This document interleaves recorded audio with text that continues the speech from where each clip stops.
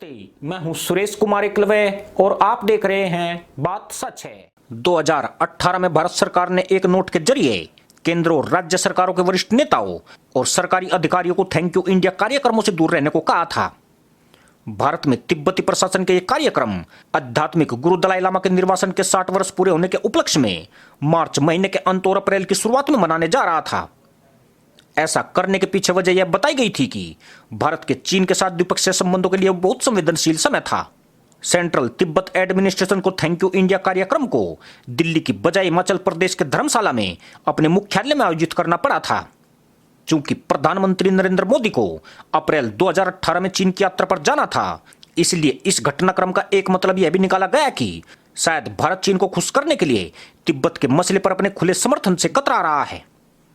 लेकिन मंगलवार को नरेंद्र मोदी ने दलाई लामा को फोन कर उन्हें उनके 86वें जन्मदिन पर बधाई दी और इस जानकारी को एक ट्वीट के जरिए सार्वजनिक किया। यह बात इसलिए भी गौरतलब है कि अतीत में दलाई लामा को कई बार बधाई के सार्वजनिक संदेश देने वाले मोदी ने पिछले कुछ वर्षों से ऐसा नहीं किया था। ऐसा माना जा रहा था कि पिछले कुछ वर्षों में चीन से संबंध सुधारने की कोशिश में भारत सभी विवादास्पद मुद्दों पर अतिरिक्त सावधानी बरत रहा था। लेकिन भारत और चीन के रिश्तों में पिछले एक साल में आई तल्खी के चलते मोदी का दलाई लामा को बधाई संदेश देना एक दिलचस्प प्रकरण बन गया है। भारत आधिकारिक तौर पर तिब्बत स्वायत्त क्षेत्र को चीन का हिस्सा मानता है, लेकिन चीन दलाई लामा को चीन विरोधी और अलगाववादी कहता रहा है और उनके साथ किसी भी तरह के संबंध रखने पर आपत्ति जताता रहा है। समय समय पर चीन ने दलाई लामा के अरुणाचल प्रदेश जाने पर नाराजगी भी दिखाई है। पिछले साल चीन और भारत के बीच पूर्वी लद्दाख में सीमा विवाद फिर से शुरू हो गया। इस विवाद के चलते पिछले साल 15 जून को भारत चीन सीमा के पास लद्दाख की गलवान घाटी में हुए संघर्ष में 20 भारतीय सैनिकों की मौत हो गई। चीन ने पहले तो अपने सैनिकों के बारे में महीनों तक चुप्पी साधे रखी, लेकिन बाद में चीन ने अपने 4 सैनिकों के मारे जाने की बात मान ली। हालांकि भारत का दावा है कि इससे कहीं ज्यादा चीन के सैनिक मारे गए थे। दोनों देशों के बीच बिगड़ते रिश्तों के बीच पिछले साल सितंबर में यह बात सामने आई कि भारत की खुफिया फौज स्पेशल फ्रंटियर फोर्स का एक जवान पेंगोंग तसो के दक्षिणी तट के पास एक पहाड़ी ब्लैक टॉप पर कब्जा करने के लिए किए गए एक ऑपरेशन में मारा गया है। इस जवान नईबा तेंजिन का अंतिम संस्कार लेह में किया गया था। इस सैनिक के अंतिम संस्कार में भाजपा नेता राम माधव शामिल हुए थे और इसे भी एक सीधे संदेश के रूप में देखा गया कि हजारों तिब्बतियों को शरण देने वाला भारत तिब्बती समुदाय के साथ खड़ा है।